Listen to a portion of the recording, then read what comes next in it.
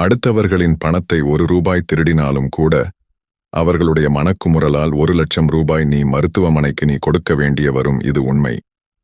எத்தனை பேர் வந்தாலும் ஒருவரை மட்டுமே வைத்துக்கொண்டு எல்லோரையும் திருப்பி அனுப்பிவிடுகிறது இந்த சுடுகாடு. வாழ்க்கையில் பணத்தை தொலைத்தவர்களை விட பணத்துக்காக வாழ்க்கையை தொலைத்தவர்கள் அதிகம். ஓரிடத்தில் நீ அவமானப்படுத்தப்பட்டால் அவ்விடத்திலிருந்து நிரந்தரமாகவே விலகிவிடு. அன்பு பாசம் என மீண்டும் சேர்ந்து நின்றால் உனக்கு அவமானங்கள் நிரந்தரமாகிவிடும். ஆகாயமும் பூமியும் நமக்கு சொந்தமில்லை. படைத்த உயிரும் உடலும் நமக்கு சொந்தமில்லை. சேமித்த பணமும் பொருளும் நமக்கு சொந்தமில்லை. செய்த தர்மமும் கருணையும் நிலைத்து நிற்கும். முற்பகல் செய்யின் பிற்பகல் விளையும். நீ பிற உயிரின் மாமிசத்தை சாப்பிட்டாயானால் நாளை என்றாவது ஒரு நாள் நீயும் கொல்லப்படுவாய். ஒருபோதும் உங்களை நியாயப்படுத்திக் கொள்ள பிறரை காயப்படுத்தி விடாதீர்கள். உங்கள் கற்பனையில்